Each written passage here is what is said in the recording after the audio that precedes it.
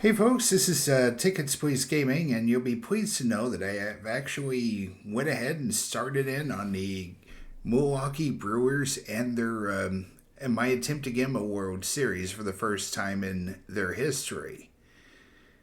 Let's take a quick look. As you can see, we've been struggling with them. Now, don't get me wrong, we have done some good things. As you can see, chemistry has gone from content to happy, and the fan interest has gone up from 60 to 78. Unfortunately, we're currently in fourth place in the standings, 9.5 out from the Cubs, and about 6 out from the Cincinnati Reds, who are actually in a wild card position as we speak. So maybe it's not out of the realm of possibility, but obviously I kind of thought maybe we would take a page from this year and actually lead. It has not been the case. All right, let's take a quick look at the home screen here.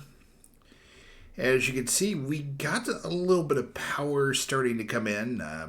Christian Yelich, of course, so he can line up with a little bit of pop. 8 homers, 37 ribbies, 257 average. Rhys Hopkins only hitting 223, unfortunately, but 8 homers and 32 ribbies. Also getting 8 homers and 32 ribbies, but with a 260 average is Willie Adams. And then right now, leading the team in homers is Joey Weimer with 9 homers and 21 RBIs. Only hitting 226, though, which is kind of concerning. We got Christian Arroyo back, and I think one of the things you can tell is we've got a lot of players coming back, and we've had to make a few hard moves here and there in order to try to take care of things. As you can see, Devin Williams is also back. Not exactly off to a sterling start, though. With his ERA at 6.0. Honestly, most of the bullpen have been doing their jobs, though. As you can see, Trevor McGill, former closer, is at a 2.04 ERA. Hobie Milner's a 1.12. Joe Pamps doing solid work at 3.41. Abner Uribe at 2.66. I guess the only good thing about Devin Williams so far has been the strike to walk ratio has been pretty solid. It just seems like, I guess, in one of his games he got hit hard.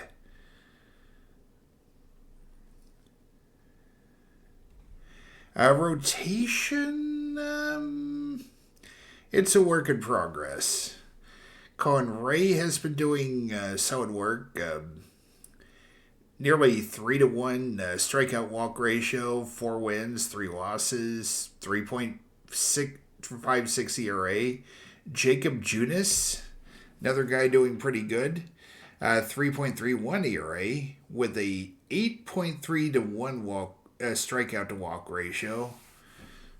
Only 3 to 4, but at least he's solid. DL Hall, making the most of his efforts, like 2 strikeouts per walk. 4.48 ERA is not great, but he's definitely starting to live up to that potential. And then Freddie Peralta, 4.5 ERA, nearly 3-1 strikeout to walk ratio. And then we got Wade Molly, one of the comebackers, and oh boy, 3 strikes to 1 walk, which is not terrible, but an 8.31 ERA, that is not promising in the slightest. Of course, I should mention we got Jackson Chorizo, one of our top prospects. He's actually batting cleanup with a 2.49, 1 homer, 20 ribby. I think we may swap him out. I'm not saying get rid of the guy or anything. I'm just saying we probably need to trade him. I mean, move him down the lineup there. The betting lineup.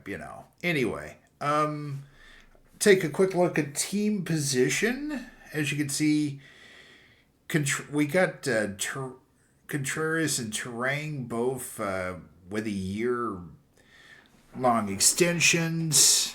Both of those were good moves, I think.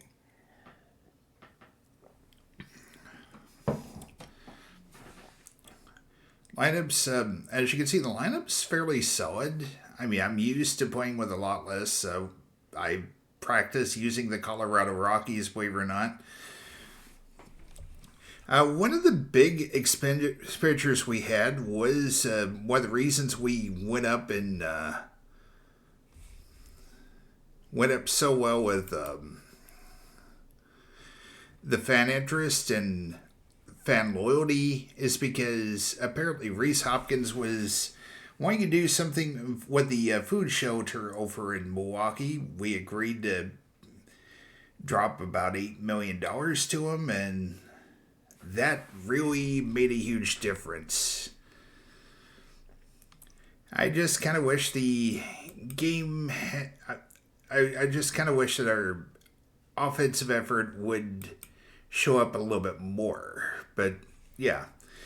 Let's take a quick look at our pitching. As you can see, other Devin Williams, everybody else is doing their part and striking people out and holding down the fort. So we got some good relievers here. If Miley doesn't improve, well, we may have to start looking towards perhaps trading and seeing if maybe we could get some of these free agents off our hands. As you can see, your upcoming free agents. Junis is one of them. So is Maui. Joe Ross is giving him a bit of a starter attempt there.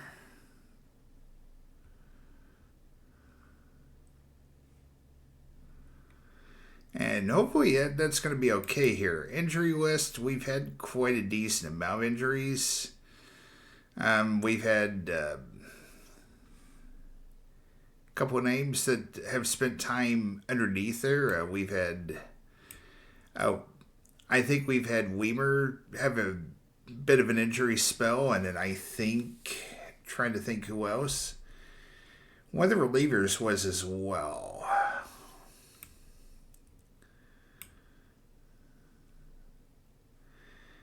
I think we may have dropped him to the minor leagues. I think that may be what's going on.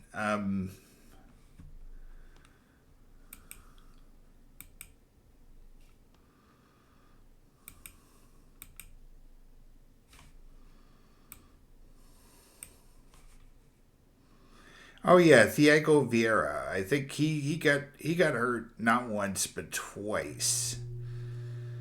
So we're kind of had to put him back there because overflow of people that were healing up and stuff. I think we still got one person who is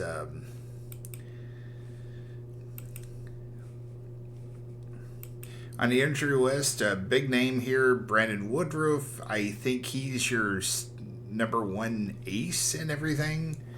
He's still got about 3 months left, so he's probably not going to be able to do too much. Bryce Terang, hamstring strain, down 4 to 5. Like I said, not fantastic. We're right now trying to scout for the draft. It's going about as well as one can hope. Looks like maybe we might have 3 weeks before we get everybody. And what else do we need to talk about real fast? I'm sure it's something. Oh yeah, let's take a look at those standings.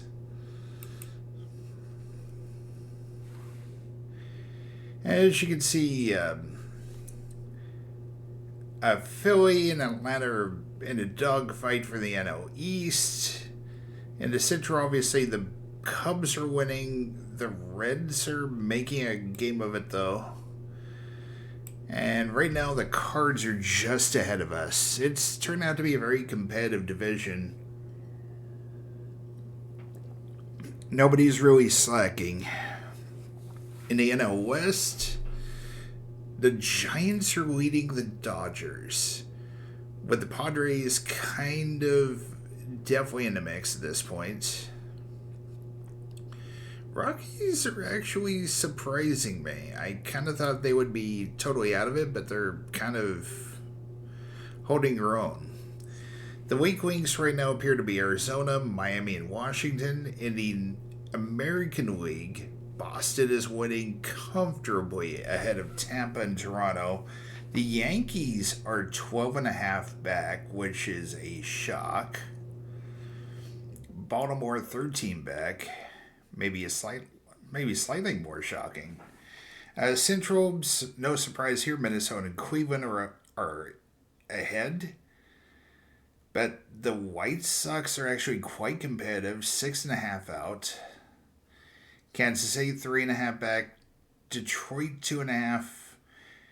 That's pretty impressive, to be honest with you. AL West, Texas, team that won it all last year. Apparently this year they are ahead of yet again, with Seattle and Houston kind of keeping track here. Maybe being in a mix for wild card spots. As you can see, it'd be Seattle, Houston, and probably the loser of Minnesota and Cleveland. Those would be the three there. Right now in the NL, it would be Atlanta, Cincy, and the Dodgers. Okay. Obviously, we're not out of the mix there yet, but we got some work to do.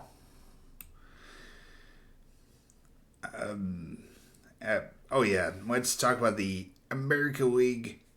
The weak links definitely got to be Baltimore, the Yankees, the White Sox, who are looking a lot better than that team that lost like 120 games last year.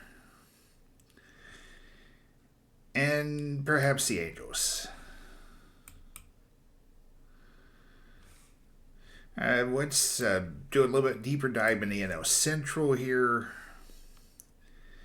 We're actually we're 4-6, which would put us third in the last 10, behind Cincy and the Cubs.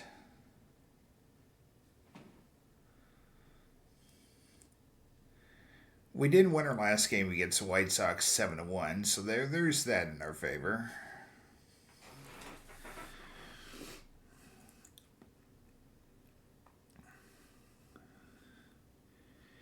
If you trust the Pythagorean theorem method, we would actually be third. Like right up there with Cincy.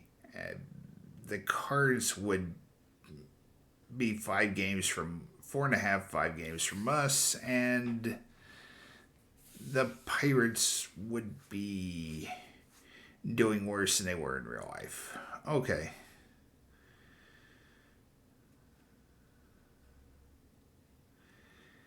We like I said, we got work to do, but on the plus side, we're becoming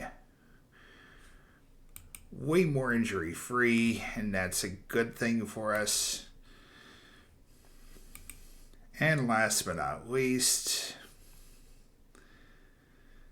we still got hope. We still got a shot. We just got to roll up our sleeves and get to work. Thanks for watching the recap video of the Milwaukee Brewers trying to get the World Series. Be sure to like, subscribe, and spread the word. This is Tickets Please Gaming, and that arcade is now closed.